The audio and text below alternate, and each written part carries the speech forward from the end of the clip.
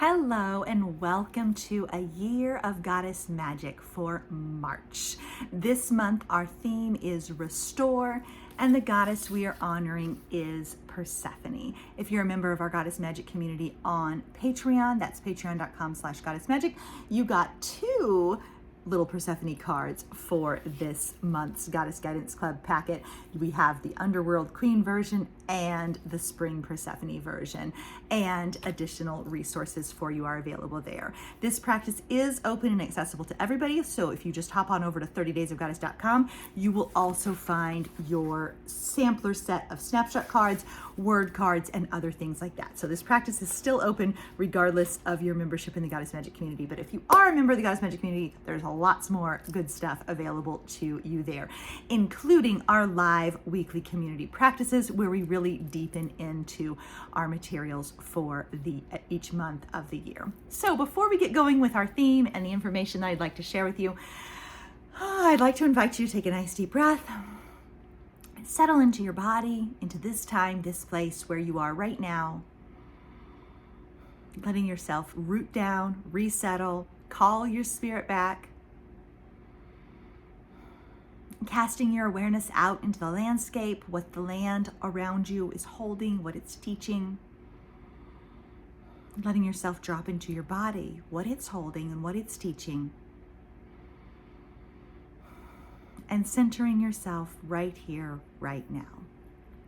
So I'd like to acknowledge that in this early spring, the first stirrings of spring, the first breaths of spring, the first signs of Persephone's return, we can really feel held in this place that I refer to as the place between the steeping and the leaping, the place where we're still emerging from winter, where we're still incubating what we've been growing, we're still contemplating what we've been creating, and we feel that call that tugs us onward, that call that tugs us upward, that call that tugs us into emergence.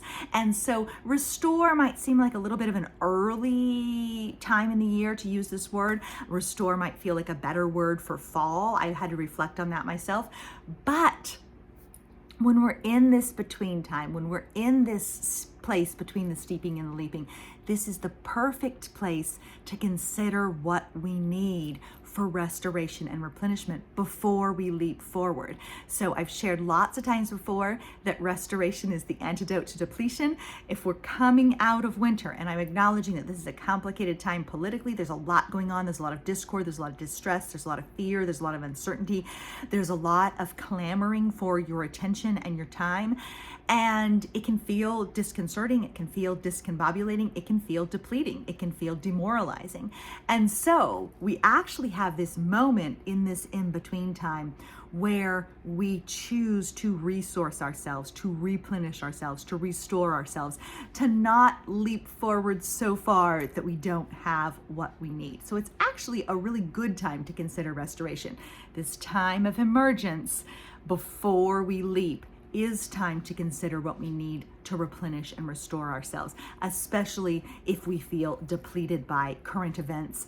And we need, in order to tend to our threads in the web, we need to be well resourced. We need to be restored. We need to be replenished in order to have anything to give, in order to have anything to share, in order to be responsible citizens, in order to keep tending to our threads in the web, in order to keep making our magic and changing things and sharing our gifts. We have to be restored. So it's actually a really perfect time for restore. One of the things I wanted to mention at the very beginning is I want to draw your attention to Walking with Persephone, which is my book, and it was published, I'm forgetting if it was published in 2020 or 2021. I think it was published in 2021. So this book is published in 2021. It was written primarily in 2019, the same year that I turned 40. And so I have a little bit of, I'm turning 46 this year, and I have a little bit of a different understanding of some of the themes that I wrote about in this book. But ultimately, this book is a journey of restoration and renewal, a journey of reclamation and return, a journey of soul retrieval almost.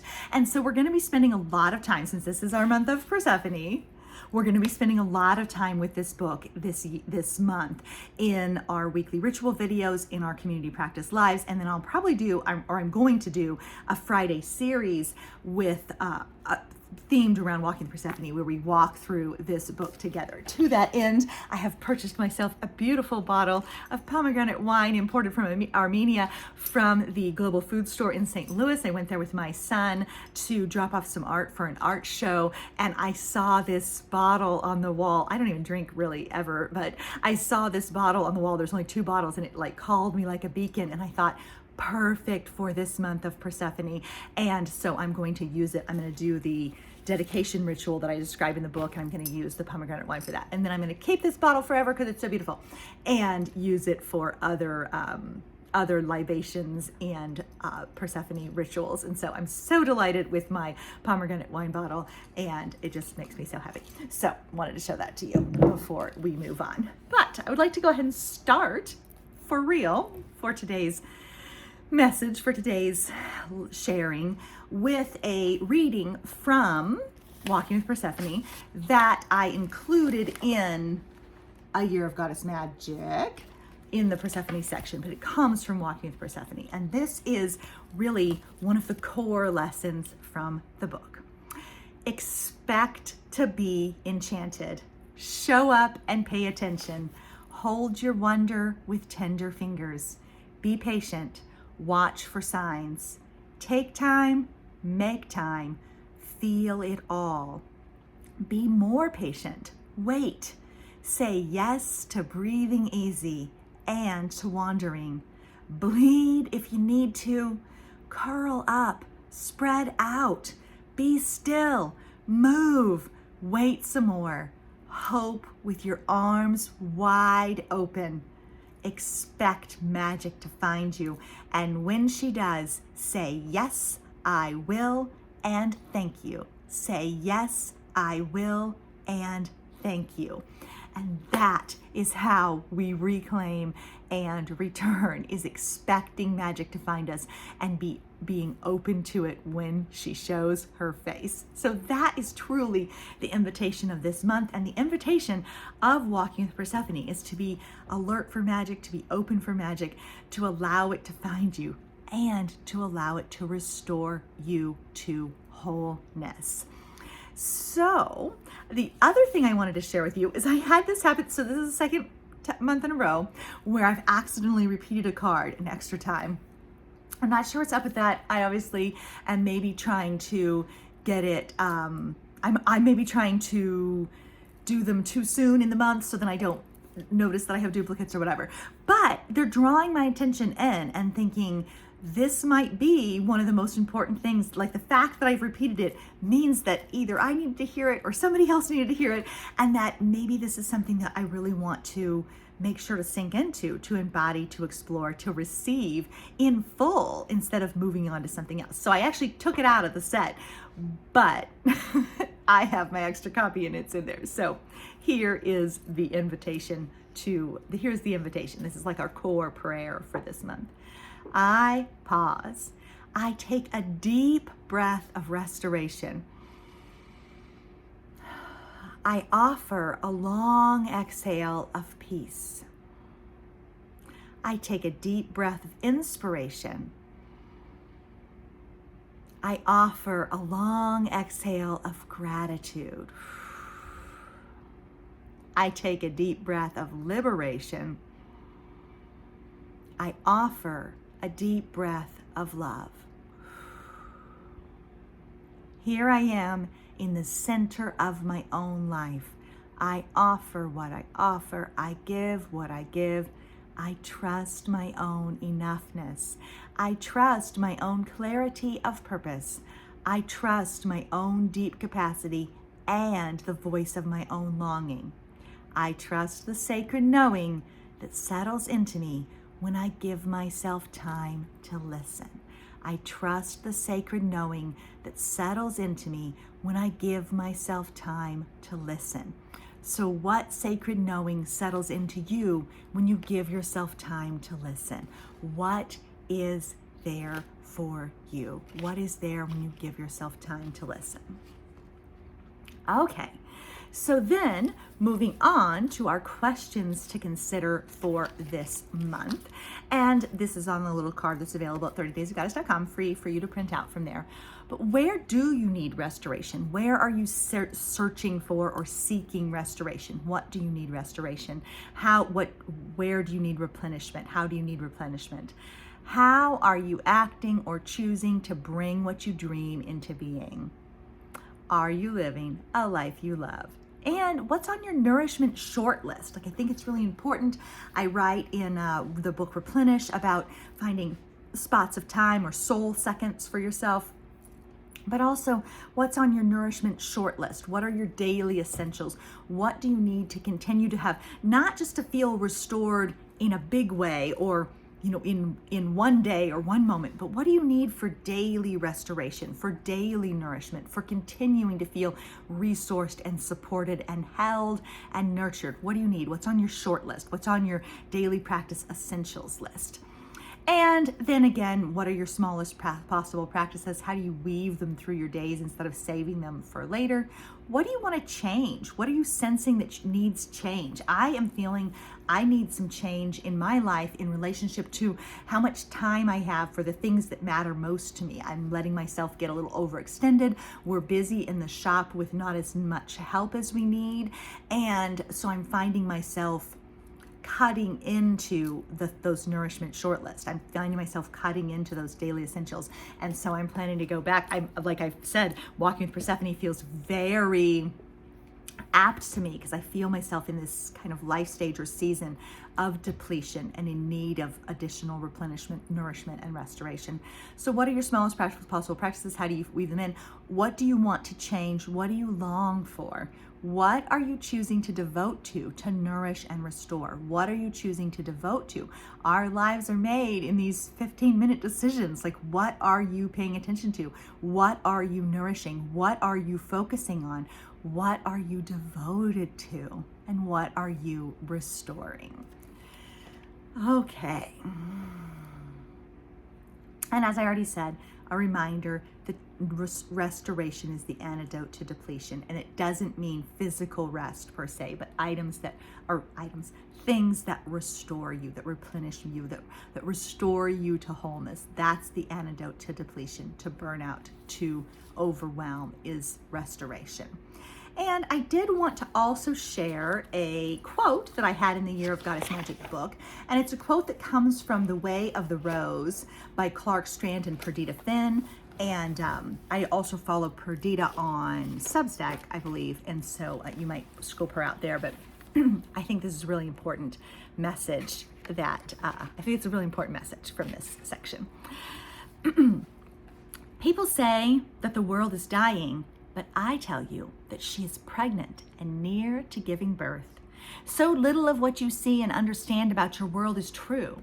You hold the broad outlines of a coming collapse, but you cannot foresee the disappearance of the world that you have made. Your world is not my world, but my world is yours. And if you will let me, I will lead you there again. All of your fears, all of your worries, all of your anxious preoccupations, these have a single root cause. The world you have made cannot endure, and you cannot foresee the world to come. If you look only at a distaff, all you see is the unraveling. If you look at the spinner's hands, however, you will see that threads are being made. And if you follow those threads, you will see how they are plaited and woven into cloth. The unraveling will command the attention of those who have no faith. It will become the thing they look at, and for many it will be all that they see. You must know that nothing is destroyed without something else being created, and you must have faith that this is so. I am taking that which has no value and giving that which is good in return. Nature does this constantly. What has become spent, what has exhausted its own life force, is taken and used to feed other life. This is like the turning of a spinning wheel. The distaff unravels, but the threads come together. And out of all these threads, something new and wonderful is being woven.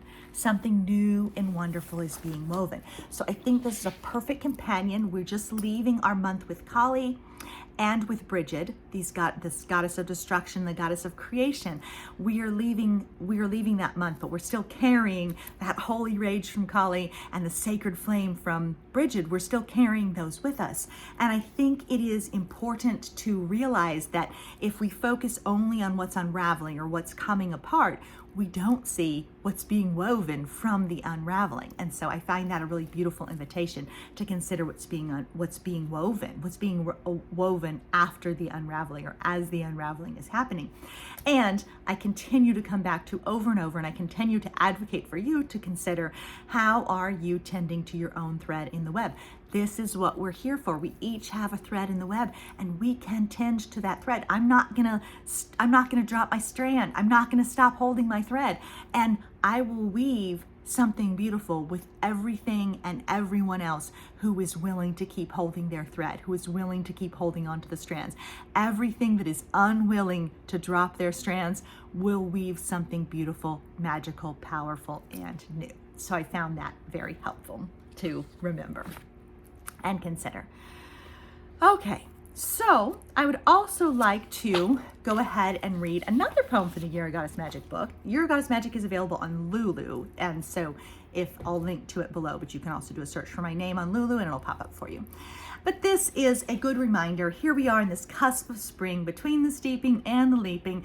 The frost is still on the ground, there's still freezes, and yet there's tender shoots of possibility being nourished and nurtured. New things are beginning to rise. The seed dreams that we've carried through from the cave of winter and into the incubation time of Imbolc, those seed dreams are getting ready to reach up a tender shoot of possibility. They're getting ready to reach up into the light. So this one is called Yearning. It is now that we lean toward what we yearn for. We are snowdrops feeling the persistent call of light. We are acorns feeling the dark soil beckoning our roots to stretch out. We are wild plums, sap rising within and calling us to extend tiny tender buds, trusting that we will have what we need to bloom. We are iris, the touch of ancient grandmothers still at our bases, and the kiss of rain drawing us forth, fueled by both memory and beauty. We are our own seeds of promise, nestling into deep places, extending ourselves tentatively and tenaciously, exploring the cracks through which we might push forth to reach for the sun, shaking slumber from our petals and extending brave roots into welcoming soil.